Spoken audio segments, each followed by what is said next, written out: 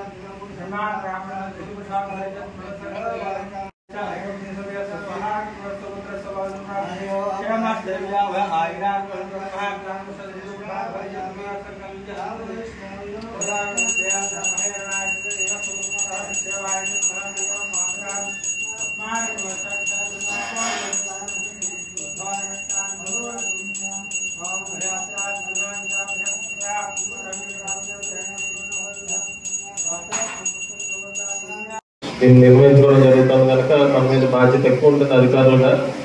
ఎందుకంటే కోర్టు టైంలోనే స్టార్ట్ అవుతుంది. ఎమ్మెల్యే గారు ఉన్నవాటి ఆయన బతిమాలి బ్లాక్ మెయిల్ చేసి ముందు రన్ చేస్తున్నారు.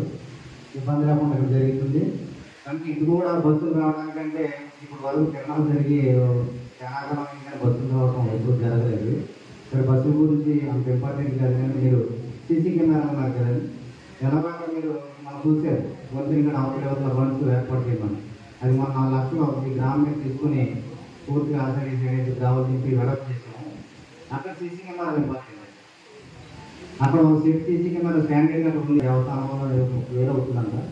అదొక సెట్ చేస్తే లైఫ్ లో నాకు ఉండిపోతుంది సార్. అదొక రిక్వెస్ట్ అండి. పాసిబిలిటీ ఉంటుంటే అక్కడ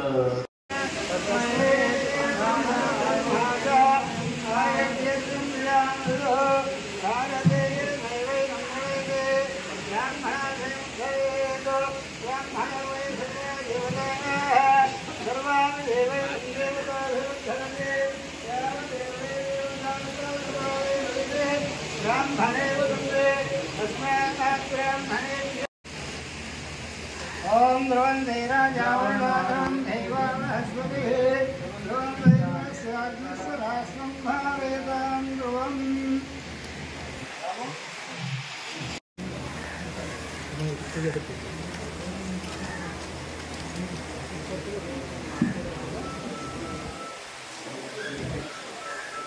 భాగంగా ఇది 2వ మీటింగ్.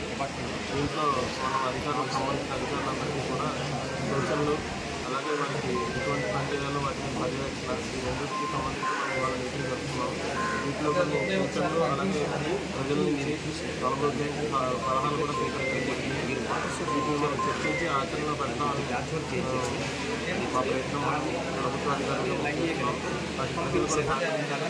ముఖ్యంగా ఇక్కడ అలవాటు హాస్పిటల్ కన్వెన్షన్ కానీ సాంఘిక కార్యకలాపాలు కానీ అలాగే వచ్చినప్పుడు భక్తిభావంతో బాధ్యతతో అందరూ మెలగాలని, అలాగే క్రౌడ్ మేనేజ్మెంట్కి కూడా మనకి పోలీస్ సిబ్బంది, టెంపుల్ సిబ్బంది అందరూ కూడా సహకరించాలని, మన ఆధ్యాత్మిక భావం ఉట్టిపడేలాగా ఉత్సవాలను దిగ్విజయంగా చేసుకుంటామని, అలాగే జంతు బలి ఇటువంటి వాటిని ఎంకరేజ్ చేయకుండా భక్తిభావంతో మనం ఉత్సవాలు జరుపుకోగలుగుతామని, అలాగే తెప్పోత్సవం ఇతర కార్యక్రమాల్లో కూడా పాల్గొని జయప్రదం చేయగలుగుతామని థ్యాంక్ యూ.